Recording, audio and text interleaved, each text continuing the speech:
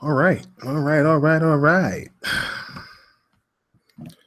Once again, feels good to be back on the mic. Not trying to talk too loud, obviously. The baby's upstairs trying to sleep or trying to get some sleep currently. I've been recording in my living room as of late, being that I've lost my game room and my podcast room. I eventually will try to work these things out. So that way I don't have any crazy background noise or people interrupting me while I'm doing the show. I got a lot to talk about tonight. I really do. I missed yesterday's show because I was playing Gears of War, which is absolutely amazing. We'll touch on that in a minute. Very impressed with that game so far, as well as a few other things that's on my mind that I like to discuss and chat about with you guys that show up tonight to check out my 60th episode. This is insane. I never thought that I would reach 60 episodes. 60 episodes is a big deal. I do apologize about the camera. Go on. My camera's broken again. I don't know what's going on with it. I got the laptop repaired and now it's not working anymore. I don't know what's happening. So it's going to be all voice tonight. So just imagine with me, if you will, as we get a chance to discuss a few things that's happening in the industry, what the buzz is going on with Microsoft, and a few other industry items and things that's going on and this hobby that we all love to be a part of. So let's begin the show. Hey, Explanation now rocking with your boy KORX, Kal-El, the last son of Planet Xbox, and you're listening to Super Podshots. So, first and foremost, man, before I jump into the Phil Spencer interview, which I actually have to look up currently, I just want to touch on NPD. Surprisingly, I'm surprised. I know a lot of people were surprised, and the Xbox fans are going crazy over it. Microsoft has pulled out another NPD 3 months in a row thanks to the Xbox One S. This thing is really taking off. Super impressed with it. It's so tempting. You know, I have, if anybody's ever watched the Boondocks, there was this thing that they said when you have an urge, an urge to do something when you know you shouldn't do it. I don't want to say the word, but if you watch the Boondocks, you guys know exactly what I'm talking about. And I really have this urge to go out and buy the Xbox One S console. I really do. But right now, I can't afford it. I can't afford it. This is my dilemma. My dilemma is, do I go out and buy an Xbox One and let my new baby starve because I'm not going to be able to buy a formula? Or do I buy the formula and just hold out for a Scorpio? Tough decisions. Hey, that baby is only going to be here for 18 years. You know what I'm saying? But on a serious note, man, I'm really impressed with what Microsoft has been doing when it comes to the way they're delivering all of the new custom consoles that they've been showing off. It's almost like the Xbox One S has rejuvenated Microsoft. The announcement of the Xbox One S and the announcement of Scorpio has brought new life into the Xbox brand, and they are making people aware. Now, don't get it twisted. Do understand something, that they did not win worldwide. You know, Sony still dominates in Japan. They still dominate in Germany. They still dominate in a lot of places around the world. But for this particular month, Microsoft, they were number one in the United States. They also were the only console to sell year over year in Australia. And that's really impressive. It's really impressive, man. For whatever reason, people want to knock it because they didn't win worldwide. I think what people have to understand is that the United States, the UK, North America, shall I say, and the UK are the largest markets. They really are. They're the largest markets in the world. You know, people tend to forget that when the Xbox 360 came out, they dominated America. I mean, they really done. The attachment rate in America wasn't even close when it came to PS3 and the Xbox One. And because they dominated the North American market and they dominated the United Kingdom, with the 360, even though Sony was outselling them worldwide and eventually Sony caught up, those two markets kept them in it. Had they not had those two markets, Sony would have caught up with the PS3 and would have really kind of negated a lot of the work that Microsoft did, but they did it. And in the process, Microsoft was able to turn around and half the market, literally take half the market from Sony. Now, that's not to say that that can't happen again. I don't expect them to ever catch up to PlayStation. The lead to me is just way too great. Currently, at least generation-wise, Sony feels like they're going to come out with a PlayStation 5. I know that Microsoft is generations anymore. At least in the way that we think about generations, they're not going to be doing it like that anymore. So what winds up happening is Sony eventually comes up with PlayStation 5. They stop selling the PS4 Pro and the PS4.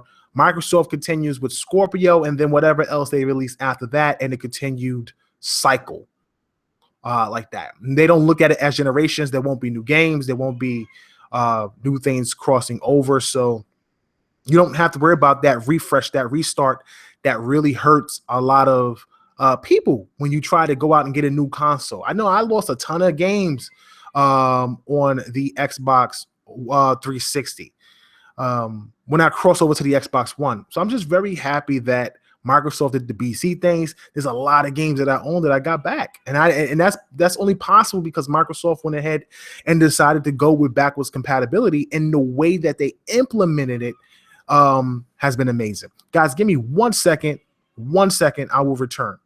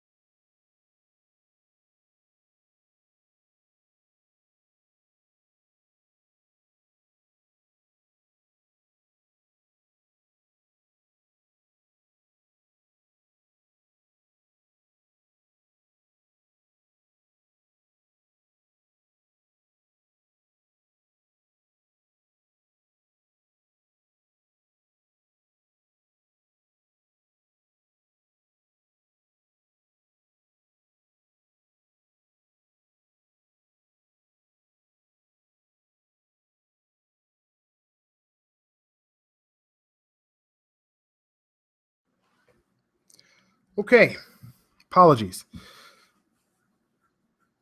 Hey, thank you, Tokos. I appreciate it, man. Really thank everybody for stopping in tonight and hanging out with me. I know it's late. I usually try to do these shows early, but it's going to be a change of schedule with the baby. I just had to run upstairs and stop her from crying and things like that. I'm not sure if that picked up in the background, but what can you do? That's fatherhood for you. That's how it is when you have newborns. I think she's only 3 weeks old. She'll be a month coming up. No, she's a month. What's today? Tomorrow she'll be a month. Wow, that's insane. That's pretty fast. Okay, no. Back to NPD.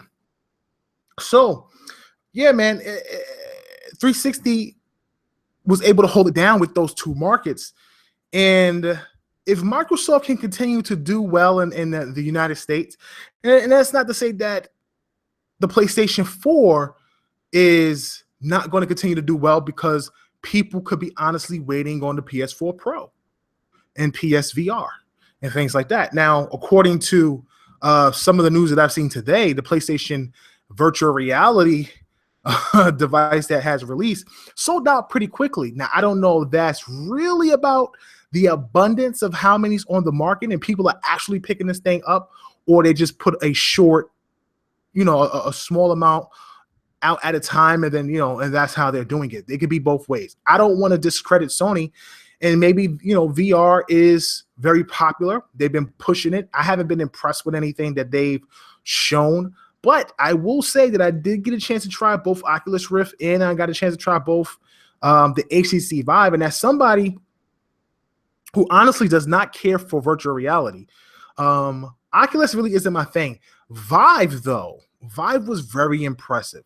I really felt immersed when I was in Vive, but I don't know if I can deal with having that headset on for extended periods of time. I just don't know if I could do it. It's a heavy piece of equipment that you put on your head. You're looking left, you're looking right, and it's strapped.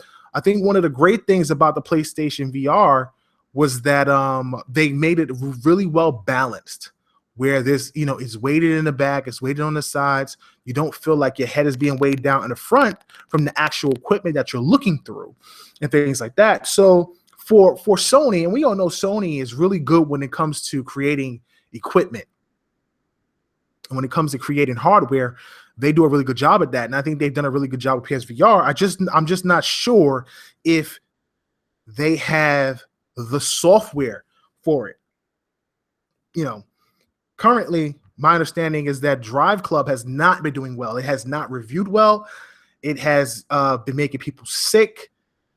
And, that could be a side effect of VR. It could be different people have different experiences and things like that. But I can tell you this much. With the amount of reviews that's released based on Drive Club is not looking good overall. For some apparent reason, people are just getting that motion sickness. It could be the 30 frames per second. It could be the speed. It could be the bump. It could be a lot of things. When you're dealing with motion with something that's making you feel like you're immersed in the world and it messes with your equilibrium, you can really maybe get motion sickness. And that could be something that's affecting a lot of people. So it's pretty crazy. It's pretty crazy.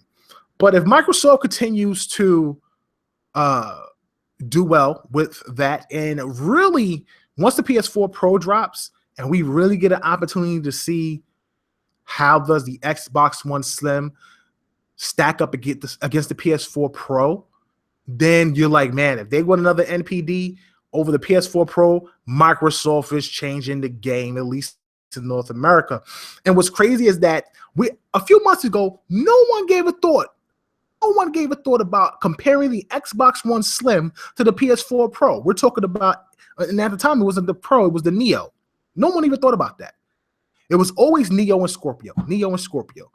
But they released the PlayStation Slim, and the PlayStation Slim is such a basic console. Even if it is slightly more powerful, just naturally, because PlayStation 4 is naturally slightly more powerful than the Xbox One. Barely noticeable. Even if the PS4 Slim is slightly more powerful than the Xbox One Slim, the crazy part about it is that the feature set, HDR, and the 4K resolution bump when it comes to upscaling is enough to make people not even look at the PlayStation 4 Slim. That thing hasn't, well, I'm not going to say it hasn't moved. Let me not say that. I think a lot of people did buy it. I just believe that there's a lot of people who felt they didn't have to get it because they already had a PlayStation. And they remove the optic out. So there's another reason why if you have an original PlayStation, you're not going to go get it. Now, the PS4 Pro is a different story. We're talking about 3 times the power. We're talking about being the best option to use the PlayStation VR. So there's a reason why you want to go out and get it. If the Xbox One Slim can continue to compete and hold Microsoft down to Scorpio comes out, man, it's going to be a problem. And I'm telling you right now, it's going to be crazy because, Scorpio is being talked about a lot. And you got Phil Spencer going on this tour, which, eventually we're about to go into our next subject in a second. And you got Phil Spencer going around on this tour, the Fan Fest tour. Shout out to Phil Spencer, Aaron Greenberg, and the team out there traveling around the world. Supporting the Xbox brand and getting the recognition that brand deserves out to the public. They've been doing an amazing job. And it's just funny because they're out there doing all this work and they're doing all these interviews, and you're starting to get more and more a better understanding of what Scorpio is. And the more you hear it, the more amazing this console sounds. And if they keep putting out more and more information on Scorpio and people start to really hear what Scorpio really is and what the price point is and how it's going to be set up, people may wait. People may wait. I'm not even joking. Because at first I'm sitting here saying to myself, listen, no one's going to wait for Scorpio. If you want to get the PS4 Pro, if you've never had one, you get the PS4 Pro because there's games on it that you may want to play. But then you think about maybe you do want to get Scorpio. Maybe you don't want to drop another $500 on picking up a PS4 Pro and games with it, et cetera, et cetera. And you just want to wait for Scorpio because that's what you want to get first. You want to ride out, the PlayStation 4 Pro and see what games actually are 4K native. And Microsoft has been just putting out a ton of information on Scorpio. And the more I hear it, the more impressed with it I am. And it's one of the reasons why it's stopping me from picking up an Xbox One Slim. So now that we understand that Microsoft is doing extremely well in the US, the UK, Australia, and things like that, very impressed by their NPD win. Hopefully they can keep it up. And again, I'm not about sales. I don't really think sales of hardware is as important as people think it is for Microsoft, because remember, Microsoft has Play Anywhere, and you can pick up those exclusives on Windows 10 in the Windows Store, which allows it to be a Microsoft exclusive, no longer, or a console exclusive, if you will. At the same time, if when it comes to software, that's what you want to move. You want to move those units because that's where you're getting the majority of your money from, especially the consoles that's coming out of your first party studios or your first party IPs. Hardware wise, you usually take a hit. Eventually, at some point, you do start to generate money off the hardware, but it's just never as much as if you were to sell, 5 million copies of a game. You don't hit that point. If you're doing the math, most of the time on a console, at least when it releases, most consoles sell under like the profit margin really is like $20, $17. I remember a while ago when they first announced the Xbox One, or shall I say that when they first released the Xbox One on PlayStation 4, and they were talking about who was making more money and what the consoles were worth. And I believe for every console Microsoft sold, they made anywhere from $22 to $25 per console. And that's because it costs more to manufacture the console than it is to sell it and get a profit off it. For PlayStation, because it was $100 less, it was like anywhere between $17 and $19. But because they had sold more, they were making a lot more money. But when you turn around and you sell a game at $60, let alone if you're selling it digitally, there's no middleman. You don't have to worry about a distributor. This is coming straight from your first party studio. You're talking about a full profit. You sell 5 million copies at $60 a pop compared to selling, 2 million a year, 3 million a year in consoles. Then what, or not a year, but overall, if you sell 10 million or something like that, if you think about how many games they put out per year, then it starts to accumulate and those games start to add up and you make more money game-wise than you do selling hardware. That's why a lot of people don't recognize that hardware is important when it comes to what's what I'm looking for. When it comes to oh my gosh, market share. There you go. When it comes to market share, who has what in their home and how many games you can sell to the person so they can purchase, having a console so they can play those games, they can purchase the games and play it on the consoles that they have. But if Microsoft is, I guess you could say, skipping that part by allowing people to play those games on PC, you don't have to worry about selling the hardware because the games are being played on PC for those who have a PC that run it. And then those who don't have a PC can buy the hardware and you're still making a profit. So hopefully, Gears does well. Forza Horizon 3 does well. Normally PC does not sell well normally, but I don't know. We'll see how it looks overall when we start getting those numbers back.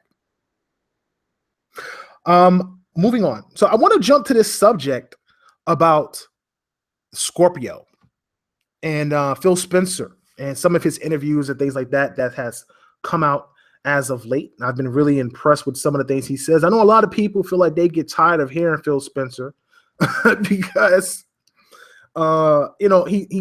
he's always doing interviews with people, and people I won't say the Xbox guys, but a lot of the other fanboys or PC guys kind of get tired of hearing Phil over and over and over again. But listen, the guy is the most what is the word? He's the most, I guess you can say, compelling guy in the world. He's such a nice person. People gravitate towards him. Really, really down to earth guy, especially for him to be in a position he's in, willing to talk to anybody. Right now, like I said, they're on tour doing FanFest, and he's in Australia and he's doing all these interviews, and he winds up getting into a conversation with I'm trying to find. Can't believe I've lost it. I'm trying to find the interview itself currently right now. And he gets talking with these guys, and he's talking about Scorpio. Now, prior to that, one of the things that got brought up was when Microsoft had he had another interview, I think, prior to this one, where he talked about the price point and how he felt like the price point shouldn't be important for people because it's not going to be something that you have not seen already. That was major. First of all, that's a major thing. First of all, it's a major blow to any of the fanboys who felt that the Scorpio was going to be outpriced, like out of its price range. Like it's going to be $700, $800, $900, like it was a PC or something like that. That immediately got killed. Then they spoke about tiers. And when you think about the Xbox One Slim and how that's tiered, you have a 500 gigabyte console, a 1 terabyte console, and a 2 terabyte console. He said you can expect the Scorpio that have the same tiered system as well as price points that you've already seen consoles already had. So, me and Anchorman, we did a Tick podcast and we had this conversation about what Scorpio's price could be. At the minimum, we think it could probably be 500, maybe 400. If we're lucky, we'll say a 1 terabyte console Scorpio for 500. Then you go to a 2 for $549 and a 3 for $6.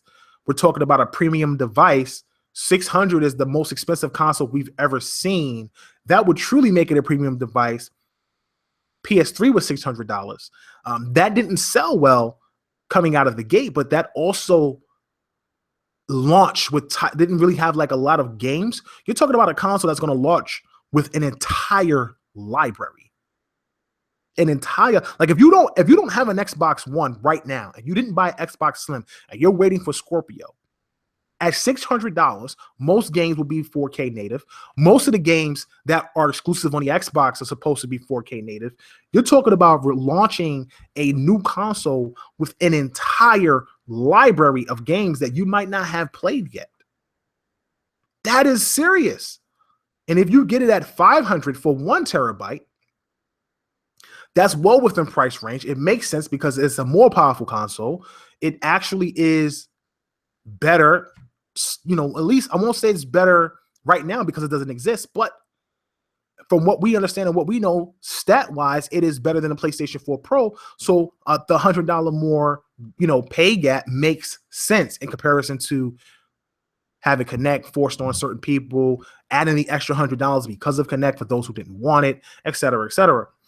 So in this interview, I'm just going to go off the top of my head some of the things I remembered because I can't find an article. But in this interview, he spoke about how, they don't want to force Connect on anybody this time around. So clearly, I don't know. They're not going to bundle Connect in with the console, kind of like they didn't bundle Connect in with the Xbox One Slim. I don't think they're working on a new Connect at all. But if they do, I wouldn't be surprised. And on top of that, it kind of, honestly, I don't think they should do it. I think they should keep what they have. If they can add a firmware update which improves it, I would do that. But I definitely want to release a new Connect. If you're going to release a new Connect, then I would probably release one and try to make it as cheap as possible because I don't think a lot of people is going to buy it, except for some of those of us who really, really like the Connect and really like some of the features that it allows you to have. But game-wise, as gamers, we don't really care about motion controls and stuff. We could do things through the headset with voice. I think that may be more important and actually better overall. At the same time,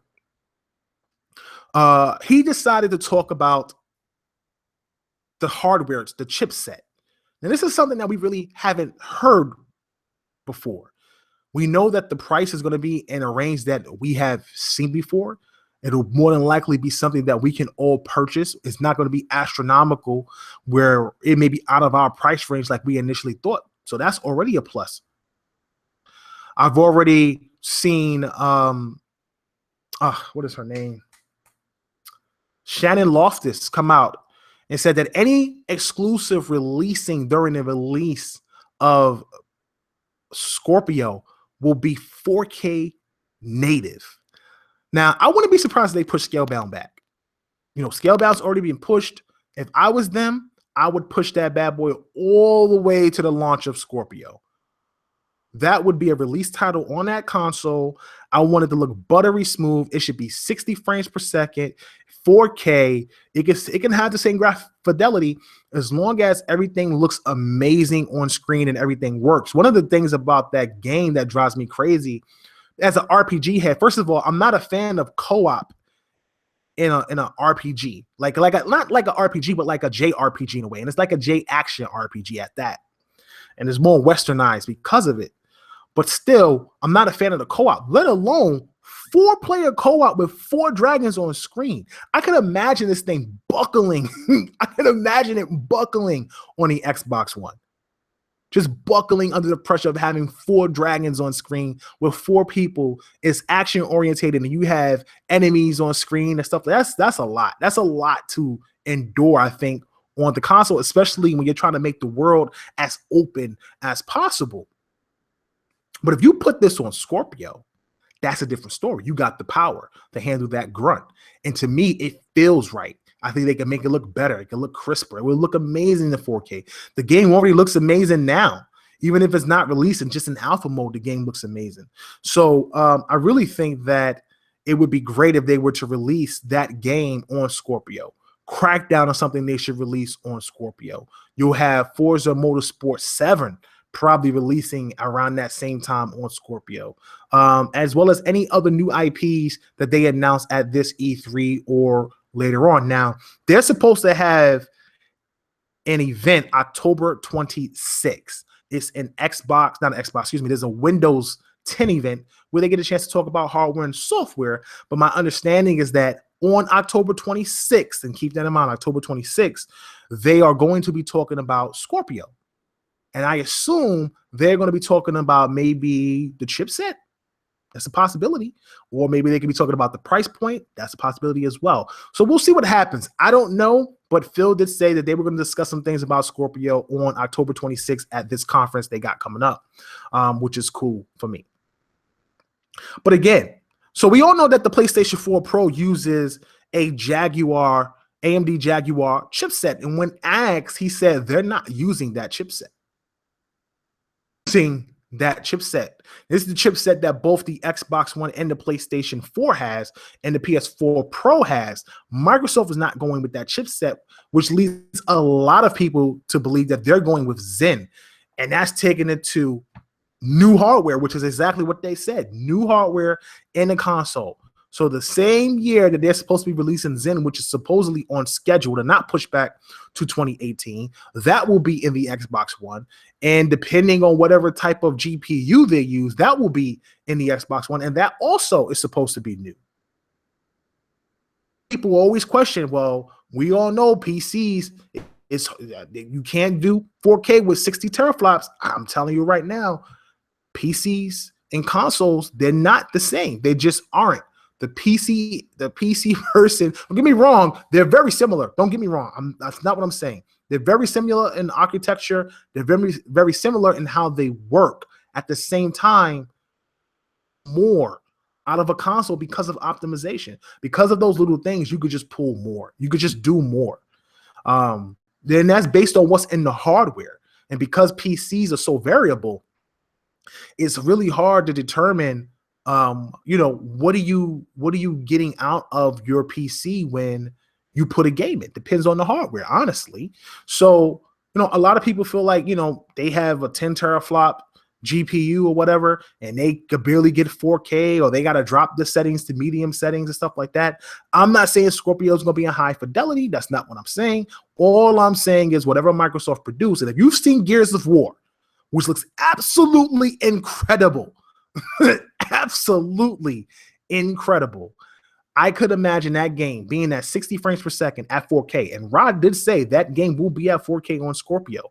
It's going to look amazing. It is absolutely going to look stunning. And I cannot wait. And I'm excited for it. And I think if you're interested in the Scorpio, you should be excited for it as well. It really is impressive what they are doing overall and how they have literally rebranded themselves mid-generation. Spencer console. This is the Phil Spencer era right here. I think a lot of people tend to forget that. Yes, Phil Spencer played a role when it came to Microsoft Studios, like Shannon Loftus plays a role when it comes to Microsoft Studios. But no one thinks Shannon Loftus is making major decisions when it comes to the full brand of what's happening at Xbox. Thinks that way. So I don't like when people try to put it on Phil when Don Matrick was the boss. And again, Don Matrick had a killer instinct. There were certain things he did with the 360 that I liked, and there were certain things that I didn't like. But I didn't like his approach and his attitude when he announced the Xbox One. I actually had no problem with what they wanted to do with the Xbox One personally. I could really care less. I have internet on 24 hours a day. The check, people felt it was intrusive, whatever. I didn't give a damn. The connect, people was like, oh my God, the NSA is spying on you. You want to watch me? Watch me, bro. I got no problems with that. Just don't let me find out, because then I'll sue Microsoft to get paid. At the end of the day, though, it didn't go through. They changed things around, but it was still Don Matrick's console. This Scorpio is Phil Spencer's console. Phil Spencer's baby, and now it's Phil Spencer's direction. So everything that he's been doing, it's impressive. It really is. A lot of people who feel like Phil isn't good enough as a leader, you're wrong. He really is stepped up, done an amazing job with the division, and I'm really impressed with everything. And, he's bringing back his favorite game, Voodoo Vince, as a remaster, too. I can give you that. That's without question, which is very impressive in what they're doing. So, listen. We now know that Project Scorpio is not going to have an AMD Jaguar CPU. It more than likely will be Zen, something new, something fresh. And that's just going to make it even more powerful than the PlayStation 4 Pro. And at a great price point, you really have to question, what do you want to get? It really comes down to exclusive at this point. And I said something a while back that a lot of people didn't agree with me on, when they were like, no, when you buy a console, people buy it for exclusives. You'd be surprised how many people actually buy consoles because of what their friends buy. But honestly, because think about this. If you have 40 million people on the PlayStation 4, let's just say 40 million people on PlayStation 4, and let's say there's 30 million people on Xbox, you don't sell 30 million and 40 million copies of your exclusive. You don't. You barely sell almost 10% of that most of the time. Most of the time. Halo's hit 5 million. Gears Ultimate Edition's at 3 million. Forza Motorsport, I think 6 was at 2 million. Forza Horizon 2 was at 1 million. I believe what else? Master Chief Collection, I believe, was at 3 or 4 million. Like these things don't sell great, which is just funny to me, because everybody always talks about how many people are on a console, but the exclusives never reflect that. So a lot of people buy these consoles because of what their friends get, and the best games that really sell are third party. The Grand Theft Autos, and everybody gets Call of Duty, and it really is where your friends play, and people jump from console to console. Now you're telling me there's a console coming out that is the most powerful console on the market. Most powerful console on the market. And everything when it comes to third party is going to be better on it. It's going to look better. It more than likely is going to be 4K native. If it's not 4K native, it'll more than likely be 60 frames per second, over 30 frames per second. It's just going to be better. A lot of people may really cross over and pick up Scorpio. And that really is all down to what Microsoft does from here. As long as they don't screw up, as long as they don't say the wrong thing, as long as they don't put their foot in their mouths, they are on a strong path, and they are winning back the faith of a lot of people. And I've been really impressed with that. We'll see what happens when the PS4 Pro comes out and NPD, PSVR, how that sells. and how the Xbox One Slim continues to sell, because that is the only thing that has a 4K Blu-ray, 4K Blu-ray HD player, UHD player. The other two consoles don't, and that could be a big reason why that console is selling the way it is. Actually, I think it is a big reason why it's selling the way it is. But at the end of the day, it's really this, what is it, October? At the end of October or November when it comes out? Yeah, I think November is really going to let us know, you know, how well the Slim will continue to do. Even if it doesn't win, if it's close or if it's around or if it takes NPD in the United States again and it does well in the UK again, it says a lot. The decision to keep that 4K Blu-ray disc player, that says a lot, and that may be huge for a lot of people. So we'll see how that pans out. But hey, Scorpio was looking really impressive, man. We'll see what happens with that. So Recore released on the not NPD, VG charts, and I don't really watch VG charts because we all know how VG charts is. Unfortunately, this thing did not sell well at all. I really was not expecting the poor sales, and that could be a detriment to the reviews. That really could be a detriment to the reviews, but at least retail wise, my understanding is that it sold 57,000 copies. That is abysmal. That is absolutely horrendous for a new IP to sell 57,000 copies. There could be a lot of reasons why that game didn't sell the way it did. And it really says a lot because last week they allowed the game to be played for free for 30 minutes because they want people to try this game, because this game has not sold well. It has not sold well. But I've never heard anyone complain about the actual game, like the story was bad, the gameplay wasn't fun. The biggest issue with the game was the bugs in the loading time.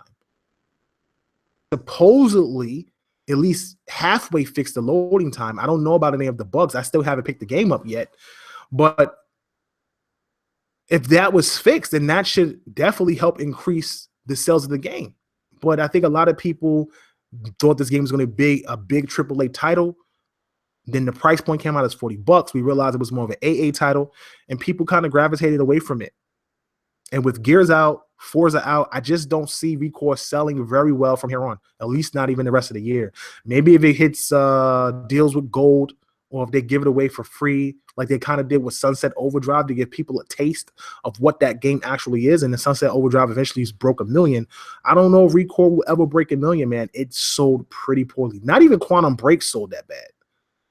And Quantum Break, I don't even know if Quantum Break broke 1 million yet, at least on the Xbox.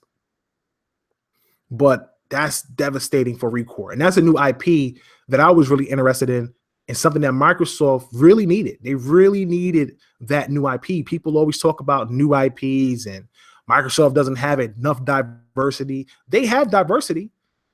Look at the Japanese games, because Japanese developers just not producing games for Xbox because there is no Xboxes sold in Japan. So they don't want to waste the money on porting a copy. And most Xbox fans don't buy JRPGs anyway, minus myself and a few of us niche gamers. They don't do it. So if you negate that, both libraries are pretty much similar. There was a game, shout out to my boy Nicodemus X. He is our resident PlayStation guru over on TICGN, and he did a review of this game for PlayStation called Fury. And he gave it a great score. It looks like a really fun indie title. That game is not hitting Xbox One. Everything is coming to Xbox One. So both libraries are pretty much shared experiences. Third parties across the border on there.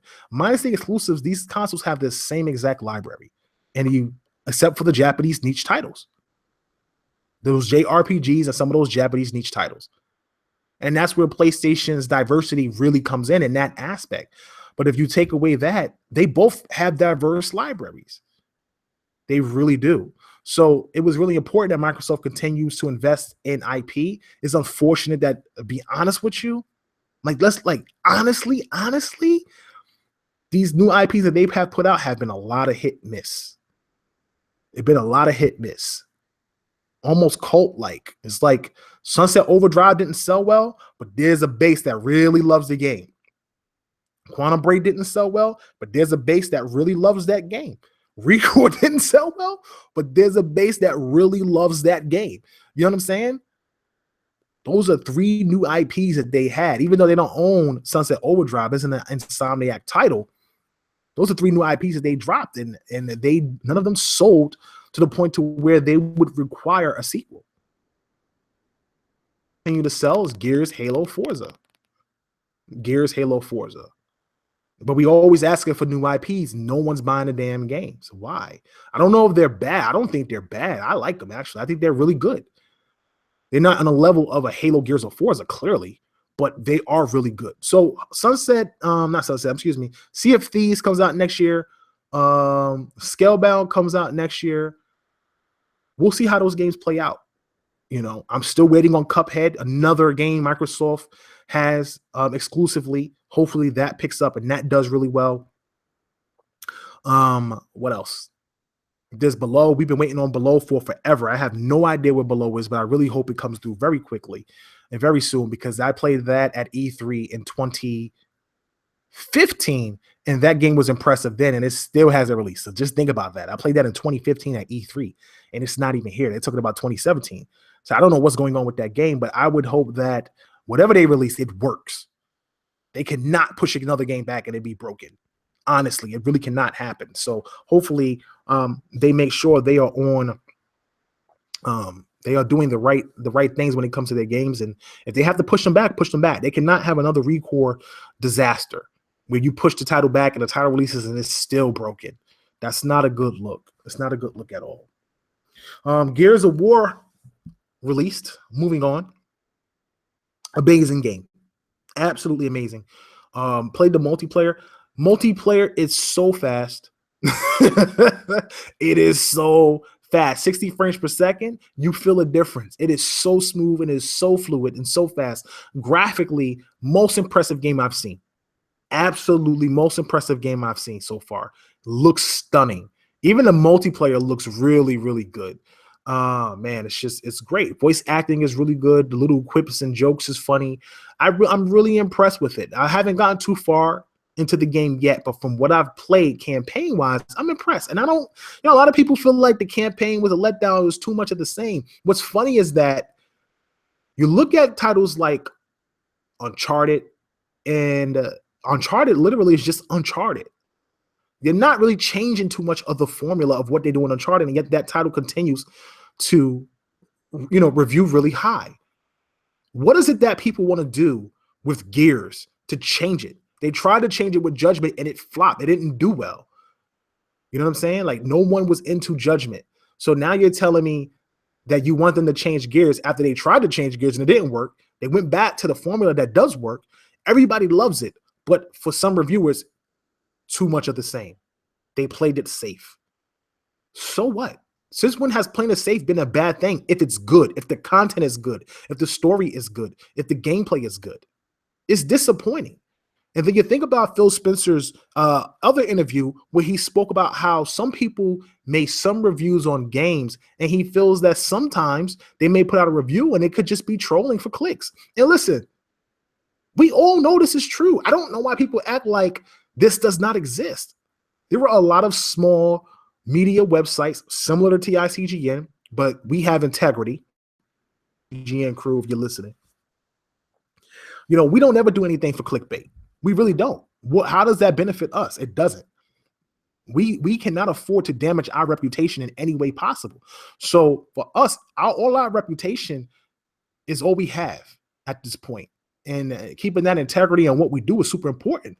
But you have some people that have built the base already, and getting those clickbait articles out or getting those low review scores out on something that should be really, really good draws a lot of attention. The negative always draws attention. Just like when Uncharted got like a 4 out of 10. That thing had like 500 comments, like 500 views. Like, it was insane. I'm pretty sure that dude made a lot of money that day. Forza Horizon is sitting like a 90 or a 91 Metacritic, yet there was a review that gave it a 4 out of 10, I think, or 6 out of 10. It's too similar to Forza Horizon 2. It's a racing game. how much different you want it to be? You really want the cars to transform and start flying? I'm trying to figure this out. I think people tend to forget sequels are sequels for a reason. You don't change the formula. The formula works. You just improve upon the formula. It's really that simple. It's disappointing to see these type of things. Now, me personally, I can care less for other people's opinions and review scores. And I would hope that most people do as well. But it's always good to see reviews if they're all positive or they're all negative, because it could be a warning. If a lot of people are saying the same things and you're reading the reviews over and over and over and you're getting the same feeling, then that more than likely is true. And if you're getting a lot of positive feedback and the people are saying the same things, then more than likely that is true. But you still have to make your own opinion. You still have to go out and play the game, or at least try the game and give it your own feel, because that 6 out of 10 may be a 9 out of 10 for you, and that 10 out of 10 may be a 4 out of 10 for somebody else.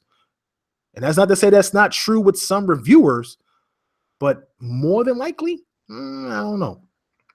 So, Gears to me right now looks like it is going to probably be the best exclusive to release on the Xbox this year.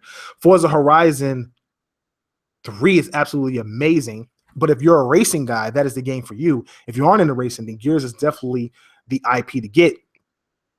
On top of that, they still have Dead Rising 4 to release, with this another exclusive, timed exclusive for an entire year, which is great for them. And Microsoft honestly should clean up the holiday. If you unless you're getting a virtual reality device with PSVR and the PlayStation 4, Microsoft really has a lot of the good exclusives, because some of Sony's exclusives have been pushed, by the way. And it kind of sucks for those guys out there who are looking forward to The Last Guardian, or whatever else they were going to put out, and that got pushed to later in the month or later next year. I don't know. But Microsoft should really have it locked up with their bundles and things like that. So we'll see how it all plays out come Black Friday and things like that. And hopefully everybody's enjoying themselves, whether they have a Nintendo Wii U, a PlayStation 4, or an Xbox One. Well, I'm getting ready to head out of here in a second. But before I do, I want to talk about this NX rumor. You guys know I like Nintendo. I've been trying to get back into the Nintendo groove for a minute, but unfortunately, Nintendo has been disappointing me for years.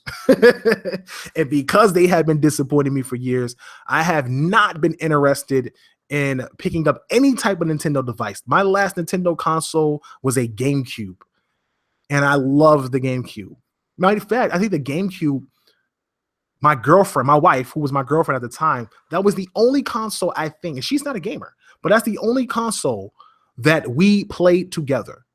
She wouldn't play Xbox. She doesn't like shooters. It's too loud, one of those type of things. It's too violent. She didn't like PlayStation. She always made fun of me with my JRPGs and stuff like that. But for some apparent reason, Mario, can't deny Mario, man. Mario gets the ladies, bro. Double Dash, Mario Party, Animal, what is it called? Animal Crossing. Oh my gosh, he loved Animal Crossing. I couldn't believe I was playing Animal Crossing. What am I, grown? How old was I when I had a GameCube? I was like 22, 21 when I had a GameCube. About 23. No, about 22, 23. And I'm sitting up here playing I'm playing Animal Crossing. That's insane. Just thinking about that when I look back at it. I remember I left Animal Crossing for like 3 days and came back and had roaches and cobwebs in my house. Blew my mind. Funny stuff. That's when memory cards were relevant. Those were good times. But let me get into these NX rumors. So check this out. This is a rumor, by the way. Don't take this as a fact from Tick Podcast. Don't say you heard this on Tick Podcast and they said this and it turned out to be something else. First and foremost, I'm impressed with this name if it sticks. Nintendo Duo. This may be the possible actual name for the new Nintendo console. Much better than a Wii, much better than a Wii U. I can respect that. I could pick up a Duo. That sounds dope. It actually sounds like a Pokemon character, honestly, but it sounds ill. The Nintendo Duo. And if it does what it says it's supposed to do, it makes sense. It does two things. It's a Duo. It does two things. You can either pick it up and play it as a handheld and take it with you, or you can plug it into its box and it can play as an actual console. That's dope. So here's what they're saying right now. Here's the marketing for the Nintendo Duo. Interact with your games on the go. That's the phrase seen on the poster. Strong co-branding effort with Mario launch title on many posters, console is currently set to launch with at least 4 titles on deck. Stores should be receiving demo units around February. The base price point is $299.99. Already a great price point. $299.99. And for me, and I'll be honest with you, I'm really urge of getting one of these over a PlayStation 4 Pro. I might just get a regular PlayStation. $299.99 is a great entry point at $300, but they go on to say the NX is currently set to have a bundle option as well. The contents of this bundle is currently unknown, but the bundle price is currently sitting at $399.99. So that's probably going to be the console with a few games, maybe 1 or 2 games, Mario or something else, or maybe some type of peripheral or some type of pro controller. If they did that, I would be very, very grateful because I've seen actual mock-ups of how it looks, but I'm not a fan of the I'm not a fan of dual analog sticks because I'm so used to the Xbox controller. I don't like dual analog sticks that are like the same level. You know what I'm saying? Like I need my stuff to be asymmetrical. I need one up, I need one down. I need the cross pad where it is, and I need the buttons where they are. I just think the Xbox One controller is the greatest controller ever invented. You know, there's little tweaks here and there that could be done better, but I really think that the Xbox One controller might be the best controller ever. Until maybe we'll see something else in the future. The packaging, they said, is slightly larger than the Wii U's packaging. The packaging is relatively clean and simple and is similar to the Wii U in terms of package design. The color scheme for the package is white and blue compared to the Wii U's, which is blue and black. The package still says NX on it. However, there is still no indication if this is a placeholder or the final name. The areas of the package that would usually depict hardware were blurred and redacted by Nintendo in an attempt to keep it hidden. The features and specs. Games will be cartridges. And they've taken it back, bruh. Taking it back old school to cartridges. I can't, I think the DS still has cartridges. They don't use disc anymore. Kind of like how the PlayStation, the PSP used to have those little UMDs, I believe they were called. Those little mini discs wrapped in like little casings and stuff like that. So they've gone back to cartridges, which is ironic. Very ironic that they've gone back to cartridges. 4K streaming has been mentioned. With what this likely means is that it will have playback such as Netflix, etc., and not gameplay. And that's fine. PS4 Pro was doing 4K streaming. NX doing 4K streaming. That's great. That's good for them. That keeps them in the media space of where both the PS4 Pro and Scorpio was going, and that's good for them, at least as a media device, if you pick up the Duo over Scorpio or PS4 Pro. 1080p and 60 frames per second are being used by the marketing teams in relation to gameplay on the console portion. Listen, if they're pumping out games at 1080p 60 frames per second, that's way more powerful than what Xbox have been doing. I can tell you that right now. And my understanding is that most of these titles or the hardware for the NX isn't on the level of PlayStation and the Xbox. It's actually supposed to be weaker. They're pumping out games in 1080p 60. You have to think about what type of games they put out. And honestly, a lot of Nintendo games just aren't demanding. We're talking about platformers, party titles, kart racers, just a lot of the exclusive content is family orientated. We're not talking about something that's heavily in the graphics, except for the new Zelda. And if they come out with a new Metroid, which I would hope they would do, a real Metroid, I would love to have that return on a more serious note, and be something that's like really uses the specs to its fullest.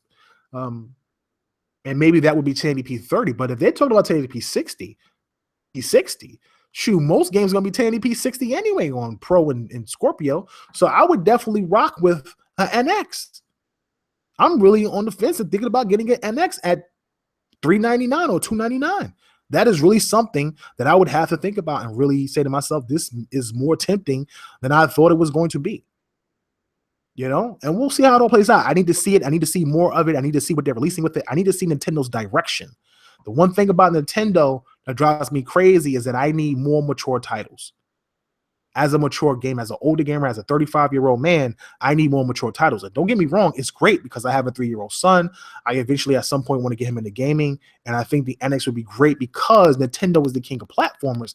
At the same time, I'm hoping that it has enough capability to do both, have things for him to play as well as things for me to play that kind of feeds the tones that I'm into, like the Gears or the Halos and, those JRPGs and stuff like that. So we'll see how it all plays out, man. But so far, I've been impressed with what they've shown. I like the name. I like the price point. I like what I'm hearing. And that just went up a few notches on my purchase day one list. So that's it. That is it for this week's show, man. I will definitely be back next week, Wednesday. Same same bat channel, same bat time. Let me not say bat because I am Superman. But I will be back next week, Wednesday, as usual. More than likely, I'm going to start moving my shows from the early evenings to the late evenings because everyone's sleep. The baby's sleep is much easier that way. Things like that. So I will definitely try to be here as often as possible and be a good little late night show for you guys. And any news or any information I get, I will definitely try to provide. Still working on some interview stuff. Hopefully we can get people on this year. If not, I will definitely have some things set up for next year. It's the holidays. People are doing a lot of work, touring, marketing. So it's hard to get people around this time. But we'll see what happens, man. We'll definitely see what happens. I will definitely keep everybody in the loop. You guys already know TIC Podcast is the premier podcast for Xbox One. That is no slight to any other podcast. Shout out to all the podcasters out there. You guys are awesome. I love your work. I love what you do. But Tick Podcast set it off. You guys know what we do, how we do it, and who we get to do these things with. So it's really awesome. That we get a lot of respect from people, even if we're not as big as some of the others. And I'm very grateful for all the support and everybody that comes out week in and week out. Again, so I'm going to end the show here. I will answer a few questions for those of you who got a chance to hang around. And we'll see how we do. We'll definitely see how we do. So I'm your host, Jaguar SKL, the last on the planet Xbox, and I'm off this planet. Peace.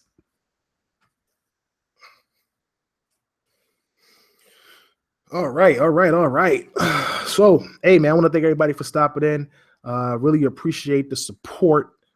As usual, 22 people still watching the show. Very grateful for that. Make sure you guys give the channel a thumbs up. Make sure you retweet. Make sure you subscribe if you haven't, and tell your friends about us. I never really ask these type of things. Honestly, it never really bothers me.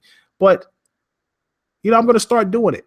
Why not? Why not try to help the channel grow a little bit, try to get it, spread out? If people love this channel and they support us, why not try to get more people in to listen to our content? You guys go ahead and leave any questions that you want to ask me from today's show or anything that's on your mind. I'll do my best to answer. In the meantime, I'll go through some of the comments and check out some things. Showan says, Cal, you 35? I know, bro. I'm getting old, bro. It's crazy. I remember high school like it was yesterday, man. You know what I'm saying? I remember the 360 like it was yesterday, bro. Playing Lost Odyssey and all types of old games. Now we're like 10 years old, bro. Time flies, man, when you're gaming. When you're a gamer, time flies. I spend hours playing multiplayer on Gears, hours on Ark, hours and hours on different types of games, and the days go by like it's nothing. Next thing you know, it's the end of the year. That's how gaming does. It definitely does take up a lot of time. And if you have a significant other, that's not good. I have constantly been getting cursed out lately because I've been trying to get my gaming in as much as I can because I've been taking care of this baby a lot, which is funny in itself. Let's see here. People keep talking GPU only in these mid-gen console refreshes, but the CPU is a huge component as well. It absolutely is.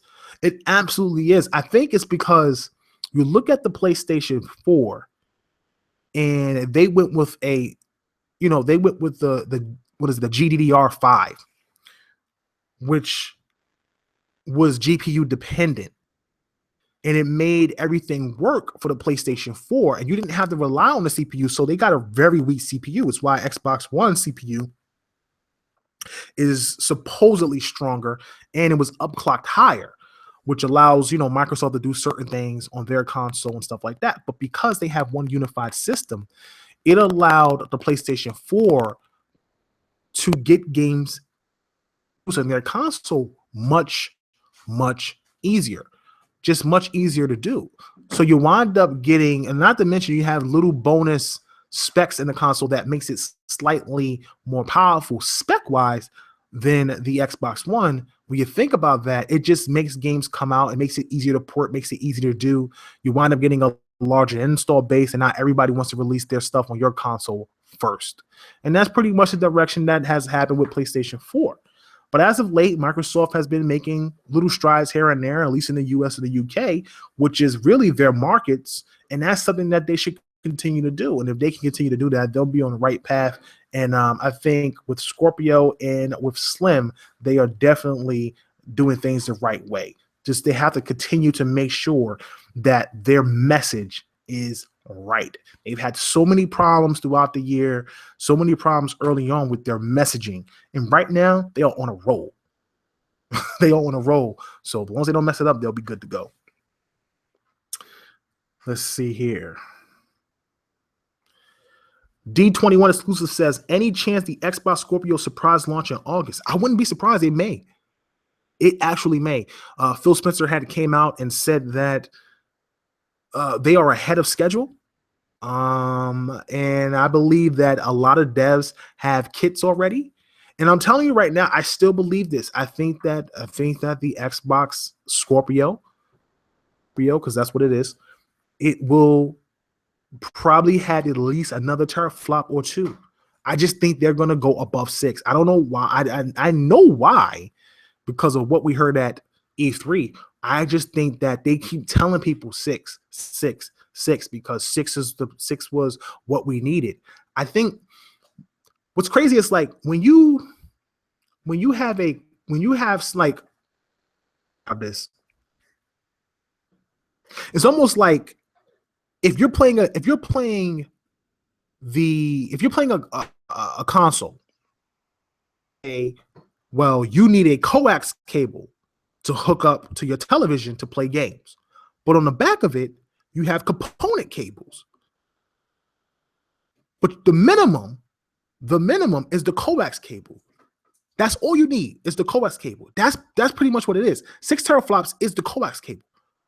But you could use component cables and make things look better. Or you could take it a step further and get an HDMI cord and make it look even more better. And just be more crisp, and the signal comes through much clearer, things like that. That's the point that I'm saying, that they could be telling everybody, we're giving you the coax cable. We're telling you the coax cable is 6, but the reality of it is when we drop it, it'll be the HDMI at 8 or 7. You know what I'm saying? So that way you give people more leeway, because if everybody's using 6 teraflops out the gate now, how can they push the hardware when it's already being pushed to its limit? I think that going above that and releasing it, allowing devs to have more than they actually expected, and then getting a API update out to the devs and sending out kits to the devs is easy to do. I think it's possible. And I think Microsoft is really just yanking people's shame. I would not be surprised if they did that at the price point that they want to do that, because by the time 6 teraflops drops next year, it'll be a lot cheaper. So adding another few teraflops makes sense, in my opinion. Asks, any plans to try to get Tick onto Metacritic? We actually have been in contact with Metacritic as of late, and we are doing our due diligence to try to get on Metacritic as we speak. There are some guidelines that we had to follow that we didn't know, and we are now following those guidelines, and hopefully guys are checking out the channel, checking out the website, ticgn.com, checking out our review section, very diverse review section. If you're looking for Wii U games, PlayStation games, Xbox games, everything is there. Just click game reviews and everything is there. You can't miss out. I have a lot of great reviews, a lot of PC reviews. We have a great writing staff. Guys are very intelligent, well-spoken, well-written, and our editing crew is amazing. I have 5 editors on my team, and they do amazing work, and they all cover each other and make sure that the type of stuff that we put out. I mean, look, no one's perfect. Every once in a while, you might slip up or you might miss something. You might be tired. You might not see something as you're reading it. But for the most part, we're talking about gamers. We're not talking about professional journalists here. We're talking about gamers writing. These guys do amazing work, and the content is almost as good as some of the bigger websites you may go to. So definitely support TICGN because these guys bust their ass day in and day out to put out great content for the community.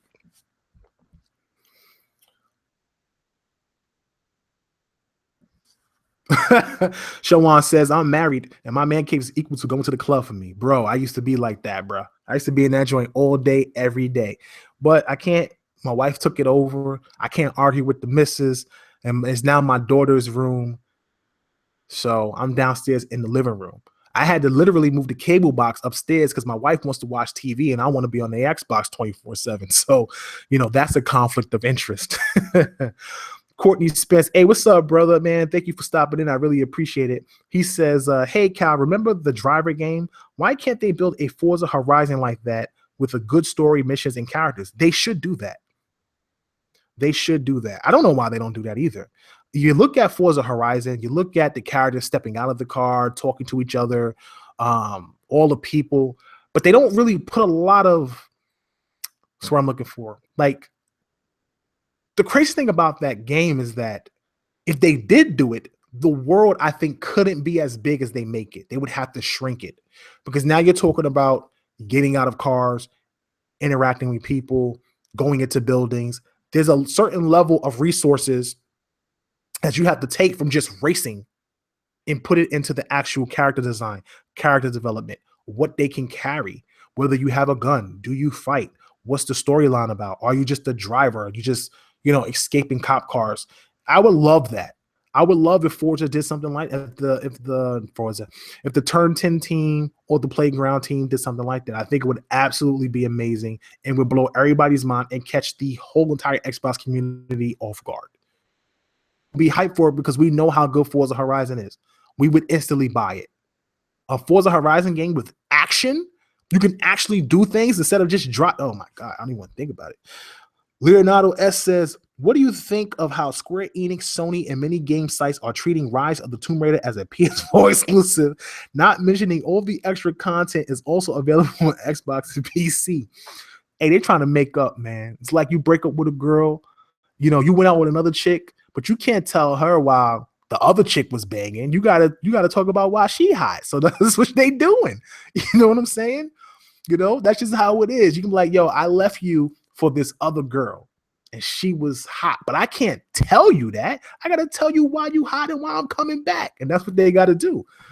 They have to, it's almost like the Titanfall dilemma. You have to, in order to get that fan base, you have to make up. People were hurt.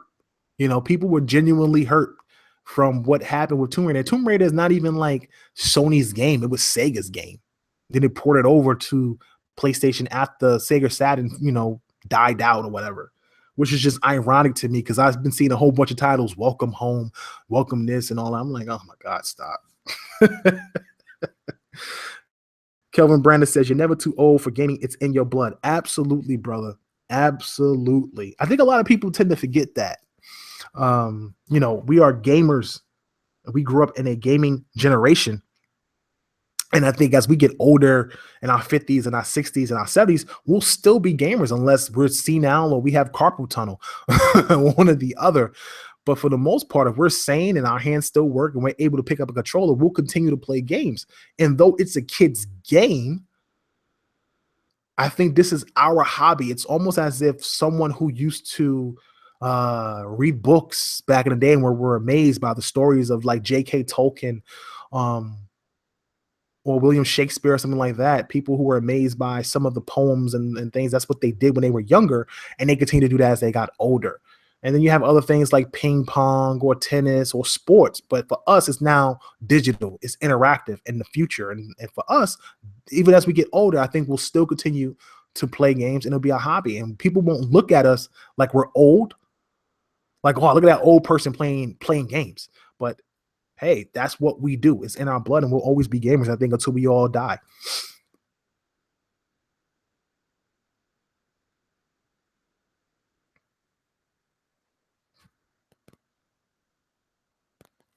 Let's see here. Where did I miss? Okay. So Shawan says, I think Microsoft pulled out the checkbook and cut AMD a very nice check for their SOC for Scorpio. I think they did too. I'm telling you right now, a lot of people think that Microsoft or Scorpio is a rebuttal to PS4 Pro. They have been working on this new console since 2014.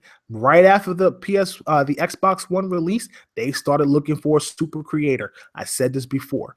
You can Google it. You can look it up. Microsoft looks for a super creator for their next console. Whoever they found them. They got him and Panos Panay together, and they're building the Scorpio, and they've been working on this console or the design for this console for the last 2 years. They gave AMD $3 billion. They did not give them $3 billion for the sock that's in the Xbox One. They gave it for whatever they're doing with the sock for Scorpio. There is a reason Microsoft gave them $3 billion, and it is to get a GPU that could play 4K games at 6 teraflops. And it's going to happen. And a lot of people are going to be eating crow. D21 exclusive says, so you've been saying Xbox Scorpio is an Xbox One. Do you still stand by that, or it's a new gen that just plays Xbox One games? The Xbox Scorpio is an Xbox One. That is what I've been told. It is not a new generation.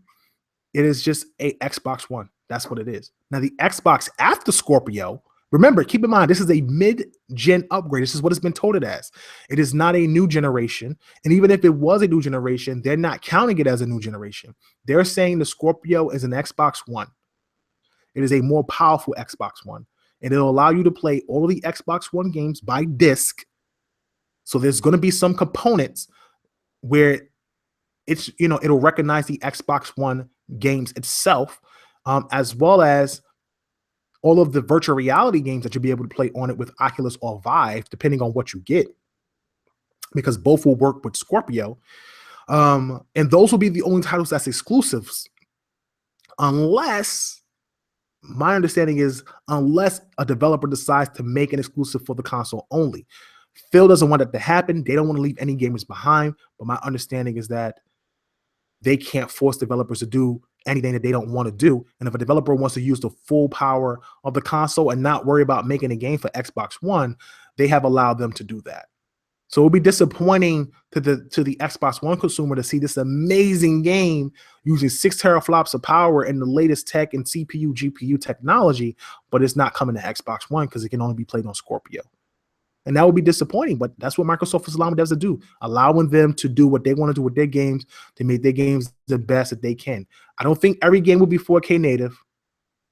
Scale to 4K, absolutely. There will be more 4K native titles on Xbox Scorpio than PS4 Pro, but at the same time, you'll probably have a lot of 1080p 60 games locked with like greater texture, high fidelity textures, almost PC-like at that point.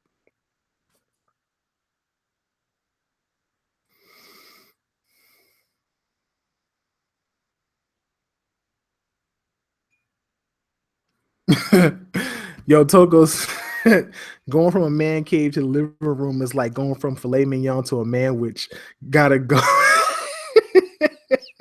yo, you ain't never lie, bro. It's hard, bro. Everybody comes downstairs. People go into the kitchen. I have no privacy, bro.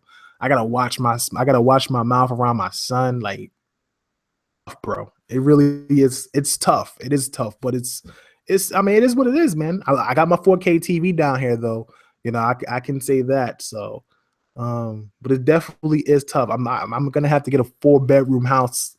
I know that my next house is definitely, in this one will probably be something I buy, but it'll definitely be a 4-bedroom house because I definitely need a man cave. And I definitely can't turn my garage into one because I live in Florida and that garage gets hot as hell, bro, like a sauna. I could probably lose about 15 pounds in there if I wanted to.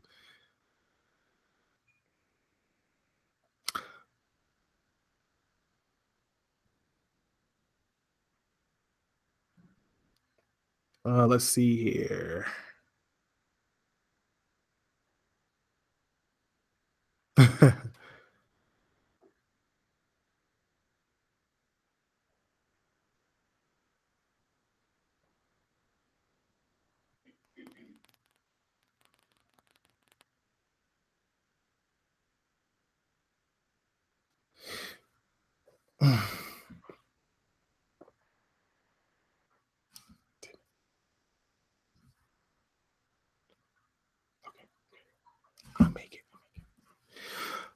Cool. So we're coming up on the end of the show. I'm seeing the questions starting to dry up here a bit. Courtney Smith says, I think the $3 billion isn't for a stock as much as a deal for maybe a few stocks over time. This always allows them the ability to get the best while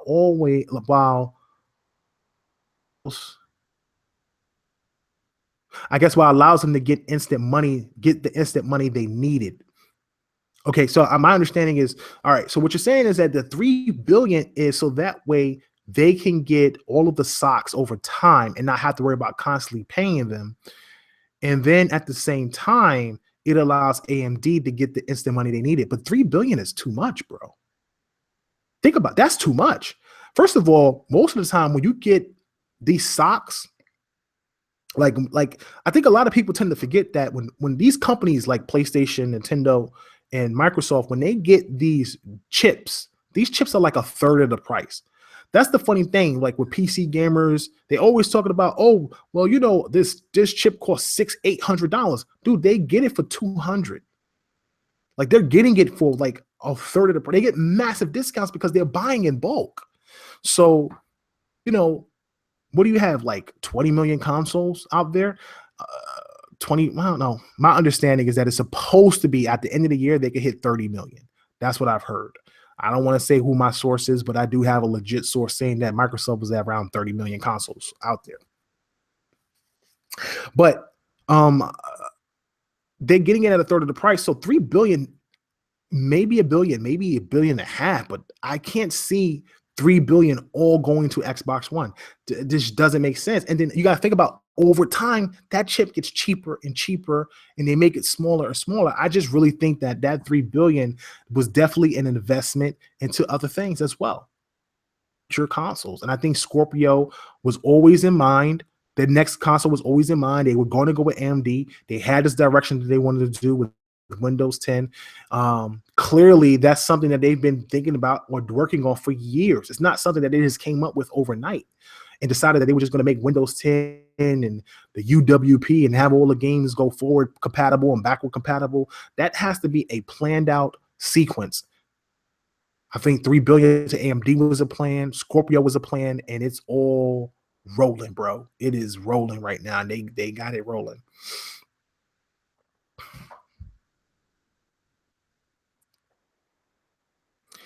D21 exclusive says, will Scorpio compete with the PS5? No.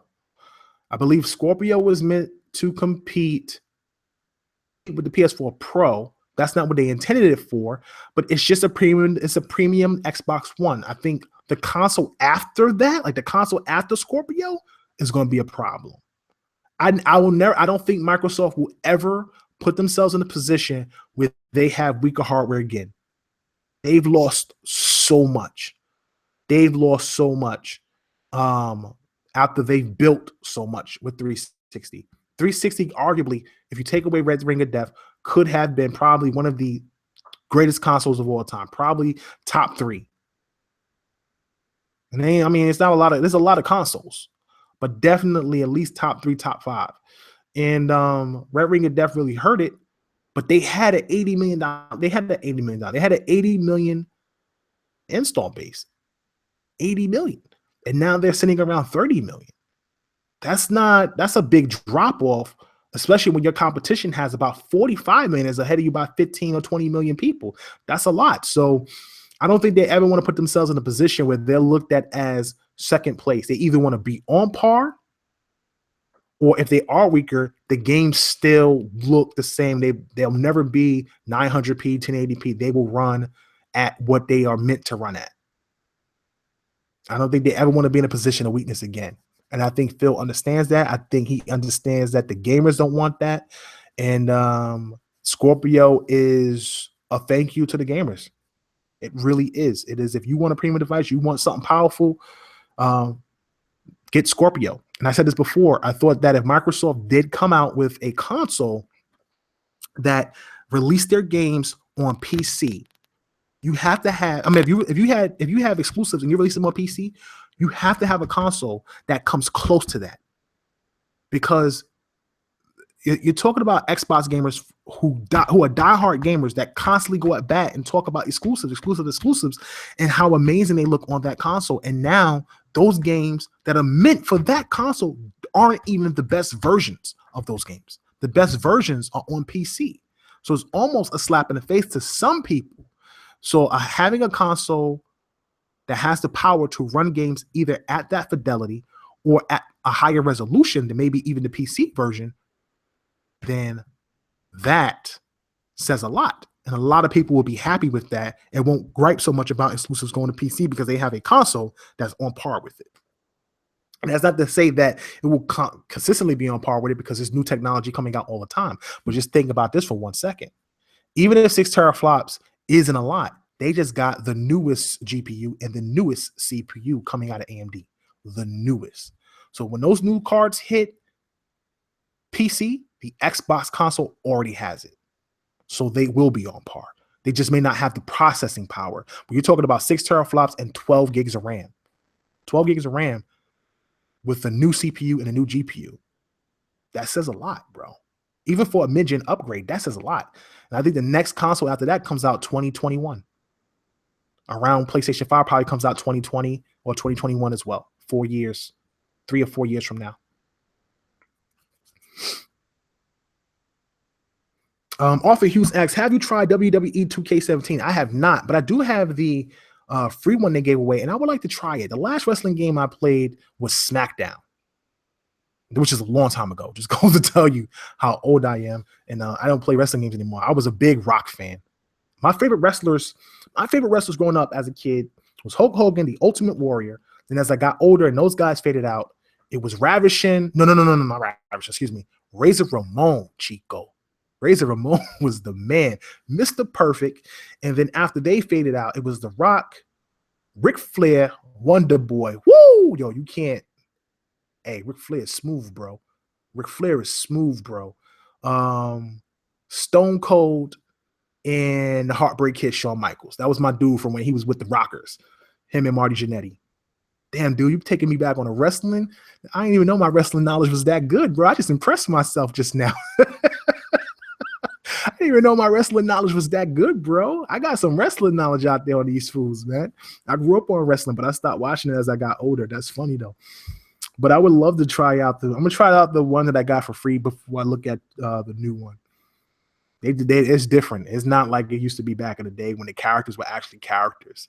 It's like almost like soap opera-ish in a way. Oh man, I'm trying to finish up, man. You guys come out of nowhere with all these new questions. Give me 1 second. I don't know what type of budget Satya Nadella gave Phil Spencer. Showan asks, what kind of budget did Satya Nadella give Phil Spencer? I can tell you it probably wasn't a lot for marketing. They probably put a lot into gaming. I know they had $1 billion in gaming to start, which went to a lot of the games that we got now, which was still a part of the Dominatrix era. These new titles coming out. I think the last couple of games that's a part of the Dominatrix era is Sea of Thieves and Scalebound. After those 2 games drop, everything here on out is all Phil Spencer signings. Shannon Loftus and Phil Spencer signings. Prior to that, it was Dominatrix.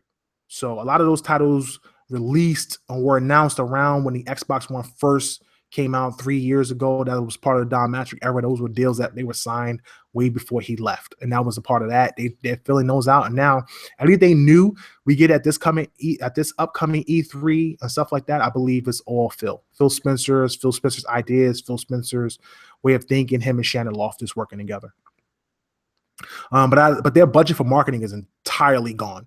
I remember on 360, their budget for marketing was absolutely insane, and now it's just, man, you barely see anything nowadays. If it ain't Halo, Gears, Forza, bro, you barely see any marketing for any game, honestly.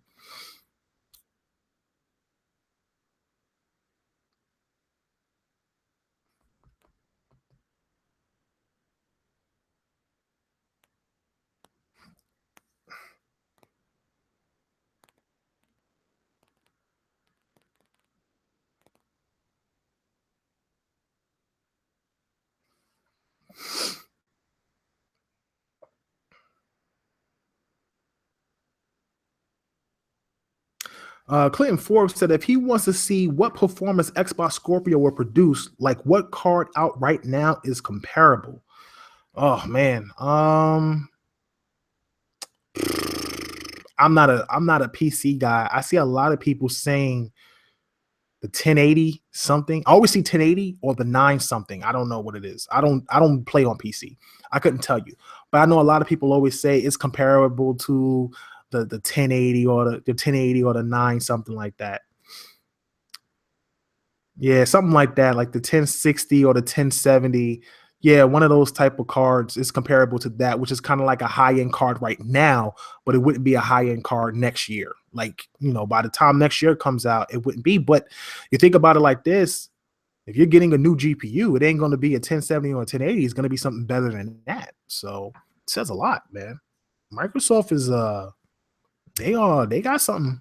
They got something. People sleeping though. People are definitely sleeping. Cool. So again, man, I want to thank everybody for stopping out. That's going to be it for our show this week. I think I'll put an hour and a half in. Normally I try to cut it short, but had a great chat, a lot of great turnouts and stuff like that. Appreciate everybody stopping out, man. Really do. Please give the show a thumbs up. Make sure you hit the like button.